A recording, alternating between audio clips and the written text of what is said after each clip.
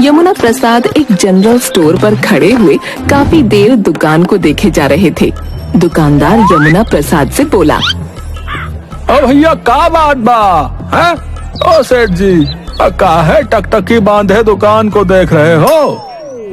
यमुना प्रसाद दुकानदार के ही लहजे में देहाती भाषा में गुस्से से बोले, अब तो है का बताबा दुकानदार बा, शहरन से हमारी साली आई हुई है, नाक में दम करके रखा है ऊने। इस साली का तो हमेशा से ऐसन ही हाल रहा है साहब, आठ ही जीजा के पीछे हाथ धोकर पड़ जात है। लेकिन तोहरी साली तो 50 बरस के आसपास की हुई गई है, अभी भी ऊके स्टाइल बिस्टाइल ना गए का? अब तो है का बताऊं दुकानदार भैया, हमारी साली विदेशवा से यहाँ आई है।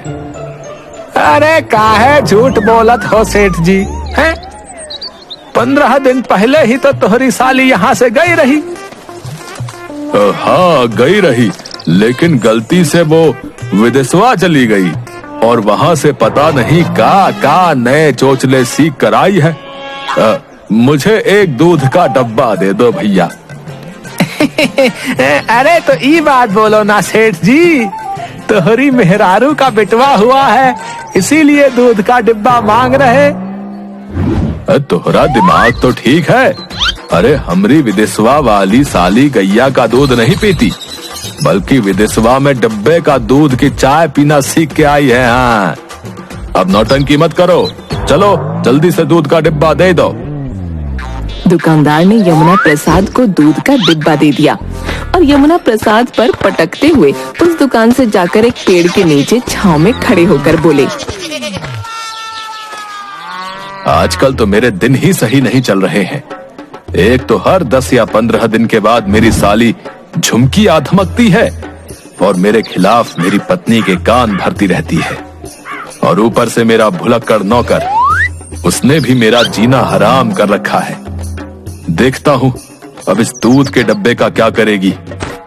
इतना बोलकर यमुना प्रसाद अपने घर की ओर चले गए, जहाँ पर उनकी साली झुमकी और पत्नी कांता नए जमाने के स्टाइल के कपड़े पहने खड़ी थीं। अरे कांता, अरे ये तुमने किस तरह के कपड़े पहन रखे हैं?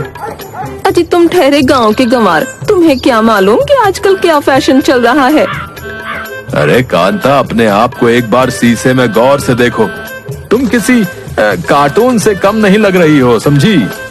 अरे तुम समझती क्यों नहीं हो कि तुम एक गांव की स्त्री हो, और वो भी 60 बरस के आसपास भाई। तभी यमुना प्रसाद की साली गुस्से से यमुना प्रसाद की ओर देखकर बोली, कम ऑन जीजे, इंसान को फैशन के हिसाब से चलना चाहिए। वो तो तुम्हारे चेहरे और भाषा पर दिख रहा है। इतना बोलकर यमुना प्रसाद गुस्से से बाहर चले गए और सीधे अपने नौकर को आवाज लगाने लगे, अरे नंदू, अरे ओ नंदू, अरे कहाँ मर गया रे तू?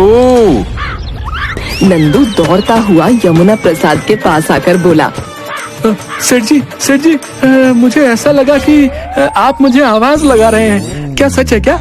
बिल्कुल हूबहू आप ही की तरह आवाज मेरे कानों में टकराई, सच्ची। यमुना प्रसाद अपना सर पकड़ते हुए नंदू से बोले, अरे मूर्ख, अरे तुझे ही आवाज लगा रहा हूँ। तुझे क्या लग रहा है कि मेरे यहाँ पर कितने हम शक्ल टहल रहे हैं रे? नंदू, जिसे भूलने की बीमारी थी, मुस्कुराता हुआ बोला, माफ कीजिएगा, मैंने आपको पहचाना नहीं है। ये सुनकर यमुना प्रसाद का बुरी तरह से दिमाग खराब हो गया और उन्होंने एक जोरदार चांटा नंदू के गाल पर जड़ दिया। अब समझ आया कि मैं कौन हूँ? कुछ याद आया कि नहीं आया, बोल। नंदू गाल पर हाथ सहलाते हुए बोला, हाँ, मुझे याद आ गया, आप मेरे सेठ जी हैं, याद आ गया। अब अगर याद आ गया है तो जा जल्दी से जाकर एक कप चाय बना लेकर आ, मेरा सर दर्द के मारे फटा जा रहा है भाई। लेकिन मालिक, दूध तो खत्म हो गया है। हाँ, मैं तो भूल ही गया कि मेरी इस विदेशी साली को गाय का और भैंस का दूध ही पसंद नहीं है। अब ठीक है, तू एक काम कर, जाकर डब्बे का दूध इस्तेमाल कर ले। मुझे बस किसी भी तरह से एक कप चाय पिला दे। मुझे शांति चाहिए भाई। नंदू वहाँ से चुपचाप चाय बनाने चला गया, मगर काफी देर तक वो चाय बनाकर नहीं लाया। अरे अब इसको क्या हो गया? इस घर में तो अब मुझे एक चाय मिलना भी हराम हो गई है। देखता हूँ ये चाय बना रहा है या बीरबल की खिचड़ी। इतना बोलकर यमुना प्रसाद घर के अंदर चले गए और रसोई घर में नंदू को बैठे देखकर क्रोधित होते हुए बोले, नंदू, अरे ओ नंदू, अरे मैं कब से तुझे आवाज लगा रहा हूँ रे निकम्मे। मालिक, आपने ही तो कहा था कि एक कप चाय बना लाओ।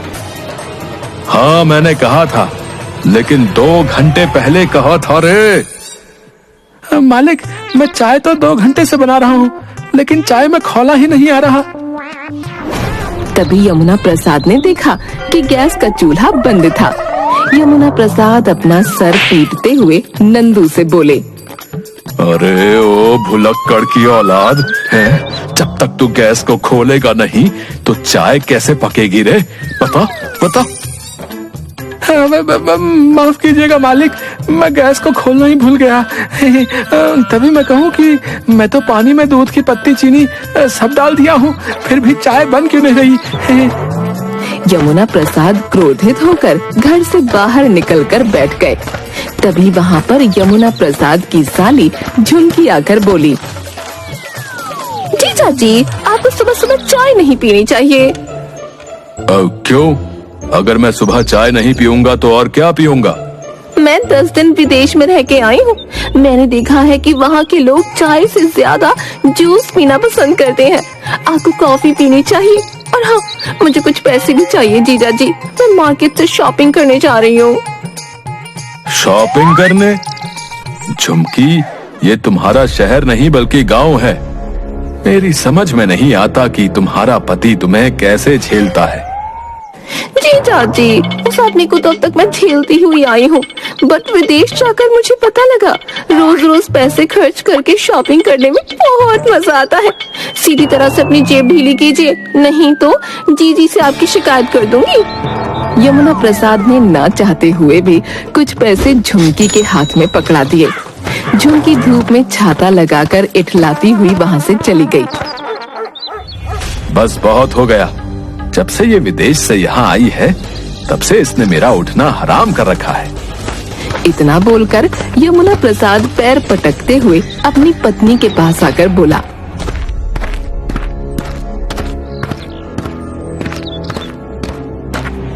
पिछले 2 घंटे से मेरा चाय पीने का मन कर रहा है।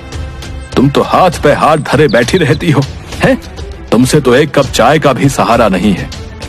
सुनो जी, मेरे ऊपर नाराज होने की कोई जरूरत नहीं है। तुम चाय बनवाने के लिए ब्याह कर नहीं लाए थे। पता नहीं कौन सा मनहूस दिन था जब मैंने तुमसे विवाह किया था। तुम दिन भर कोई कामकाज तो करती नहीं हो, बस पड़ी पड़ी बैठकर खाती रहती हो। और दूसरी तुम्हारी बहन झुमकी है जो कभी भी यहाँ पर आ धमकती है। सुनो जी, मेरे बारे में तुम्हें जो बोलना है वो बोल सकते हो, लेकिन खबरदार जो मेरी छोटी बहन के बारे में कोई बकवास की। अपने भुलक्कड़ नौकर का गुस्सा मुझ पे मत उतारो। जब से मेरा विवाह तुमसे हुआ है मैं तुमसे ज्यादा अपनी साली से परेशान हूँ।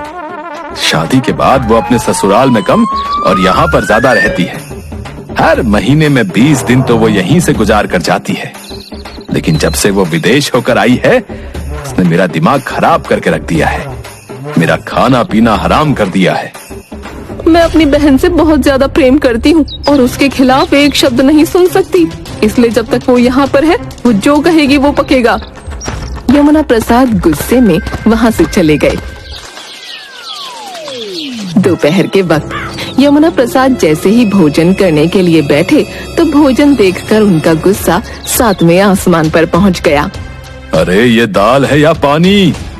जीजा जी, ये खाना आपकी सेहत के लिए बिल्कुल परफेक्ट रहेगा। देखो झुमकी, तुम विदेश में जो खाकर आई हो मुझे उससे कोई मतलब नहीं, लेकिन जब तक दाल में घी का तड़का नहीं पड़ा हो मुझे खाने में स्वाद नहीं लगता। और अचार भी तो नजर नहीं आ रहा। जीजा जी, अचार खाने से दिमाग कम होता है और घी खाने से कोलेस्ट्रॉल बढ़ता है। तो अच्छा यही होगा कि आप यही खाना खाने की आदत डाल दीजिए।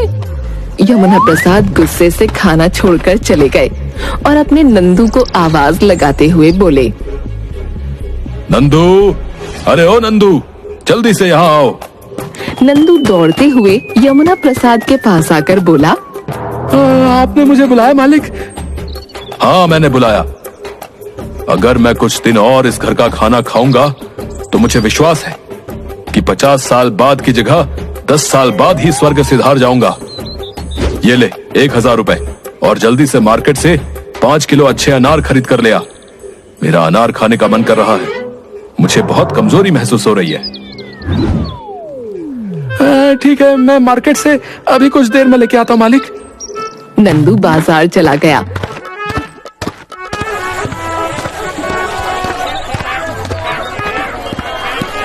मगर बाजार जाकर फिर भूल गया।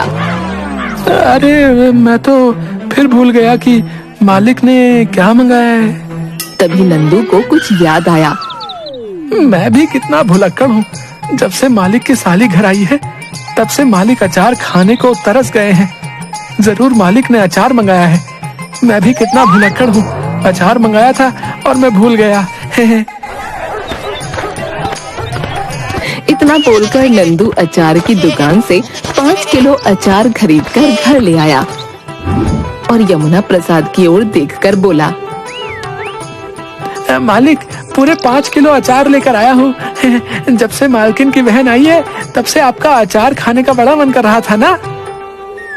हे भगवान, मैं कहाँ फंस गया। इधर मेरी भेजा फ्राई साली मुझे ना कुछ खाने को दे रही है ना पीने को दे रही है। भूख के मारे मुझसे चला भी नहीं जा रहा। और एक मेरा ये भुलक्कड़ नौकर है, अनार की जगह अचार ले आया। तभी वहाँ पर झुमकी आ गई और अचार देखकर बुरी तरह से चीखने लगी। ओह माय गॉड जीजा जी, आपको मैंने अचार खाने के लिए मना किया था और आप इतना सारा अचार मंगा के बैठे हैं। इतना बोलकर झुमकी ने वो सारा अचार फेंक दिया। ये तुमने क्या किया झुमकी? ये अचार मैं वापस करवा देता। पूरे 1000 रुपए का था। जीजा जी, पैसा कोई डिजर्व नहीं करता। इतना बोलकर झुमकी वहाँ से चली गई। यमुना प्रसाद गहरी सोच में डूबते गए। अपने आप से बोले, आखिर ऐसा क्या करूं कि जिससे सांप भी मर जाए और लाठी बिना टूटे मेरी साली भी यहाँ से चली जाए और मेरे ऊपर शक भी ना हो। तभी उनकी नजर उनके नौकर पर पड़ी। आइडिया, इस काम को सिर्फ मेरा ये नौकर ही कर सकता है।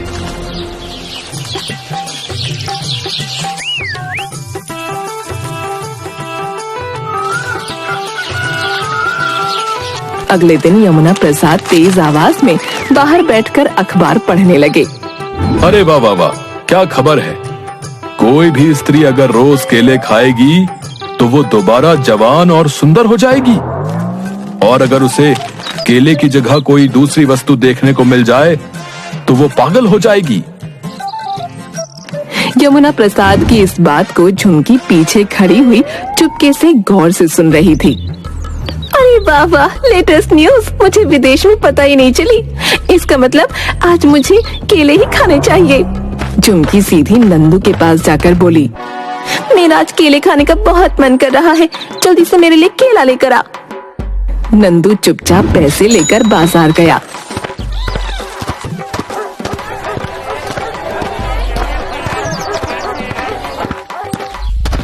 मगर बाजार जाकर नंदू ने देखा कि यमुना प्रसाद एक चाय की दुकान पर बैठकर चाय पी रहे थे। नंदू उनके पास जाकर बोला, अरे मालिक, आप तो घर पर अखबार पढ़ रहे थे। आजकल घर पर तो मुझे चाय पीने को भी नहीं मिलती, इसलिए यहाँ आना पड़ा।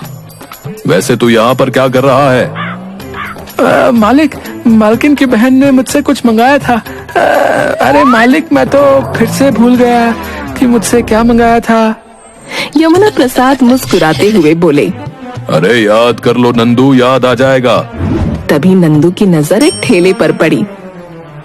अरे मालिक, याद आ गया मालिक, याद आ गया। अच्छा हुआ आप मुझे यहाँ मिल गए।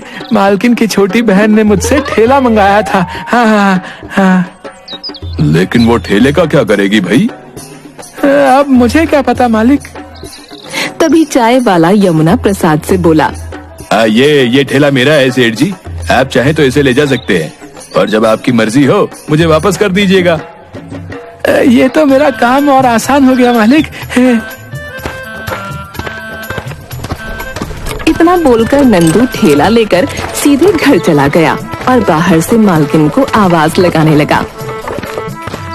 मालकिन, ओ मालकिन, देखिए आपने मुझसे ठेला लाने के लिए कहा था ना, मैं ठेला ले आया।